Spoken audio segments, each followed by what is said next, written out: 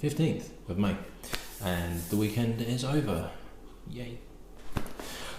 But I want to give a couple of shout outs to start with, because I have just watched a video by the two guys known as Dram A, who have given me a very, very kind shout out in their latest video, which was for Evan Williams Bottled in Bond. They've got a YouTube channel, funnily enough, called Trenny and the letter C, and it's well worth checking them out because they've got some good stuff on. Kind of these double acts that seem to do quite well, like the Scotch Test Dummies do quite well as well. Obviously, you know, Joe at Whiskey Wednesday, I would hardly recommend. Malt and Mike as well. But I also want to give one shout out to a guy called Quint, who does a series of videos called Well-Aged Scotch, who has just started. And to be honest, he's actually doing some pretty interesting videos because he's trying to do something slightly different in terms of very like entry-level explanations in terms of what's going on. He did a video about like decanters and sort of whether older whiskey that was more expensive was actually better and things like that. So he's well worth checking out. I give him a go. He's not got many viewers, and I'm watching his videos thinking, do you know what? He actually is doing all right here. And he's not getting many viewers at all. So go and check him out. Go and have a look and see what you think of his videos, because there's plenty of whiskey videos out there. And doing this challenge, I've kind of been looking at other videos online to kind of, not nick ideas, but you know, see what other people are doing and what they're like and how they are, what their personalities are like and what they're talking about and what information they're giving, and you know, am I not giving enough information, am I giving too much, this sort of thing. And it's fascinating to see, and there's some fantastic people out there. I think a guy called Ralphie, if you watch whiskey videos, you've probably come across Ralphie anyway. He's probably the most well known, and he's got thousands of people viewing his videos day in, day out, and that's all he seems to do. I've no idea how he manages to make a living out of it, but clearly is, because that's all he does. But yeah, it's well worth checking out those guys. Like I say, Dram A don't seem to have been going for that long, but they've got some really good stuff on. Scotch Test Dummies are just mental, they're off their rocker. And Well-Aged Scotch is Quint's channel, and give him a go, see what you think. I think he deserves more viewers than he's getting, let's put it that way. Right, so we're going to carry on with some Highland single malts, but I'm getting a bit bored of doing Scotch, to be perfectly honest, and there are still plenty of Highland whiskies to go before I even touch Speyside. I've got pretty much every Isla sorted out now from my recollection. I think that's pretty much it, apart from like blends, but in terms of single malt Islas, I think I'm there to do a run, so I might hang on to that, maybe do that a bit later on in the challenge, because that's more my passion, is Isla whiskies, what interests me more. And I don't want to kind of shoot my load a bit too early, for want of a better phrase. I might save that till later on. So I'll probably do some more Highland for a few more days, I think, and then I might start looking at maybe some world whiskies, or do a bunch of American whiskies, because I've got quite a few US whiskies now. It's basically what I've got left to get that I'm missing is Irish, Canadian. There's a bucket load of American, but I don't think you can actually find them in the UK, or they're really kind of really small batch that's going to be hard to get hold of. And to be honest, blended whiskey, I've not got that many blended whiskey of, let alone Scotch, let alone Irish or anything like that.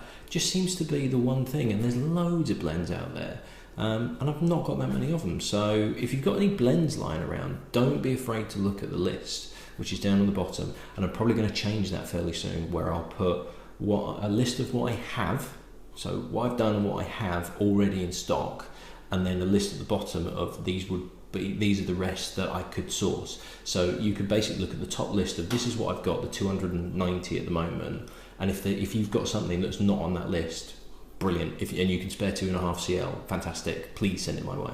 And then the rest, the second half of the list might just kind of give you an idea of, oh right, you know, there's that one, there's that one, there's that one.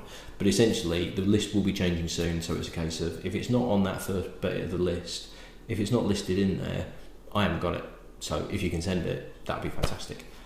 Anyway, should we talk about whiskey? Why not? So this one it's actually quite an old bottling, and it's a little bit concerning in that it's a miniature, but you can kind of see the fill level on it is quite a bit evaporated, this. But I've not been able to source any other Glenturret. There is the standard bottling now is a 10-year-old, whereas this is a 12-year-old. This was donated by Mr. X, and this hasn't been touched, and yet there's quite a lot that's evaporated out of it. So it might affect the flavour, but I've got it, and it's one on the list. And technically, it's a standard bottling because this is what it used to be. So I'm running with it because I can't afford not to. So Glenturret's quite an interesting one in terms of like marketing and PR and being able to advertise yourself for something that necessarily you're not, because it markets itself as the oldest, if not the one of the very oldest Scotch distilleries in Scotland. There was a distillery set up. The distillery's here, and it's actually a little place called Hosh, which is on the River Turret. And there was a Hosh distillery that there is evidence that it was basically founded by a group of smugglers in 1775, but there is also indications that there was a kind of illicit distillery, illicit stills, in the early 1700s. And then in 1826 to 1850, there was actually another distillery quite close by that was called Glenturret. And in 1875, this Hosh distillery bought the rights to the name of Glenturret, so that's when it became Glenturret. So this is early, this is well early on. Okay, fair enough. You've got a good call to be the oldest distillery. However, the First World War wasn't particularly kind to it, and neither was Prohibition. And in 1821, it closed down. They stopped producing in 1921. When was the First World War, Ben? In the 1800s? I don't think so. 1921, it closed. And 1921, it went silent. In 1923, it closed. So it stopped producing in 1921. It closed in 1923. And by 1929, it was completely dismantled. Everything was taken out of it. The stills, all the operating machinery, everything was gone. And it was used by a company that was like farming storage, that sort of thing. So between 1929 and, where's my nose? 1929 to 1957, no distillery, nothing. There was no stills, there was no production, nought. So there is this quite large gap where the buildings were there, but it wasn't a distillery. And then in 1957, it was bought by a guy called James Fairley, who reintroduced it as a distillery, brought in some stills, and the first run of spirit came off in 1959. So technically, the Glenturret distillery as we know it has only been in existence since 1959, but the buildings have been around since 1775, maybe even longer than that. So it's a bit of a, now this is owned by Edrington, who own the Famous Grouse, and the Glenturret Distillery is the home of the Famous Grouse Experience, which is the big visitor centre. So it's a massive tourist trap. Famous Grouse, one of the biggest selling brands in the world, and one of the most well-known Scotch blends easily in the world. So it gets loads and loads and loads of visitors, and Glenturret itself as a single malt, not that much is available as a single malt because the majority of it goes into Famous Grouse. But again, Edrington are saying, oh, Glenturret's one of the oldest distilleries in Scotland. Well, is it? Is it really? The bricks and mortar might be, probably not because it's been refurbed and all sorts, but the actual distillery technically is 1959. Yeah, well, whatever, make of it what you will. You decide how you want to take it. The other thing that Glenturret is probably well known for, and it's something that they do actually they push at the visitor centre, is that they had distilleries have quite a lot of rodent infestations and problems across the world, probably because there's barley and there's grain and there's things that mice like to eat. And Glenturret had a world famous cat who apparently ended up in the Guinness Book of Records. It was a mousing cat. They had this cat called Towser, who they brought in to catch mice to stop them eating all the grain and everything like that. And supposedly Towser, across the 23 years of her life, caught 28,899. Yeah, or 28,999, something like that. Call it 29,000, and it was in the Guinness Book of Records as the cat that caught the most mice in its lifetime. Who counted Who started at number 1 and went, oh, Townsy, you've caught a mouse. Excellent. Tell you what, we'll make a note of that and we'll count them all up, just in case you happen to be in the Guinness Book of Records in 22 years' time. Come on. Nonsense. Absolute nonsense. Anyway, this might be nonsense as well, because as you've already seen, there's quite a large bit that's evaporated out of the bottle, even though it was sealed, you know, it hadn't been cracked open. Might not be a true representation. But like I say, I've got to go with it. I haven't been able to get hold of the 10-year-old. The 10-year-old Glenturret now looks like this, and you're looking at about 40 quid a bottle. So this might not be a fair representation of what the 10-year-old looks like. If Glenturret want to send me some 10-year-old, I could try it, maybe make some notes later on, add it to the show notes to go, actually, it tastes like this, but it's unlikely that's going to happen. Anyway, I've done 10 minutes already of just absolutely waffling, so I do apologise. I'm a little bit worried having sniffed it because it's quite potent. It is only a 40-year-old, 40%. It smells a little bit unbalanced. I might have made a mistake having this. I might have needed to maybe wait until I'd got somebody potentially to donate me a 10-year-old, or find it in a pub and buy a shot of it or something like that. Because this just seems quite fiery and unbalanced to me. There is some malt there, but there's just an overriding harshness to it.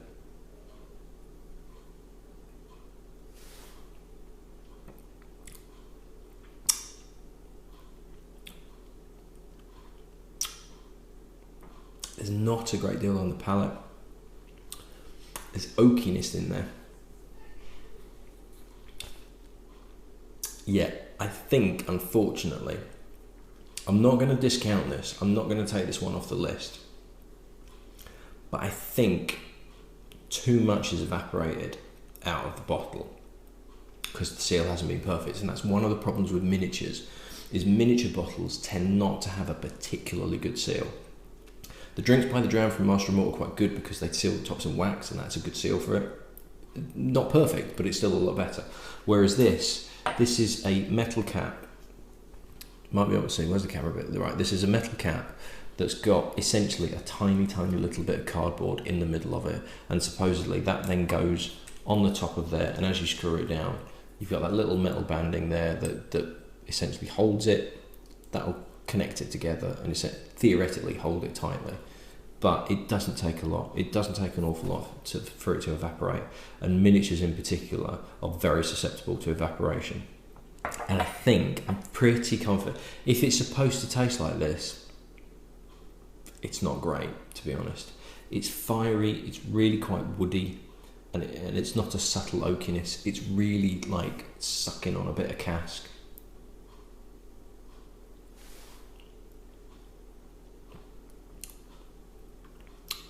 It's not quite sour. There is a bit of maltiness on there, but it's not particularly well balanced. It's really tight, it's really harsh. Not really harsh, it's really tight and really kind of straight on your tongue. It's like bang, have some fire, have some alcoholic burn, and it's only 40%. I fear that the state of the miniature has affected the whiskey. I'm going to give Glenturret the benefit of the doubt and say that Glenturret shouldn't taste like that. The standard, what was the 12-year-old or the standard 10-year-old, shouldn't taste like that, because if it does, they have not got a great whiskey, to be honest, because it's really unbalanced. This particularly, what's in this glass is unbalanced. It's too fiery, it's too woody. Like I say, there's some maltiness in there, but it's really at the background. Everything's on the front foot, which is edginess and fieriness and harsh and just not particularly pleasant. So if you've got some Glenturret, let me know in the notes, let me know in the video comments on YouTube, or send me a tweet or an email or whatever, just to let me know that it shouldn't taste like that, because I've not really heard many people talk about Glenturret, but those that haven't said, cool, it's really quite rough around the edges, which is what this is.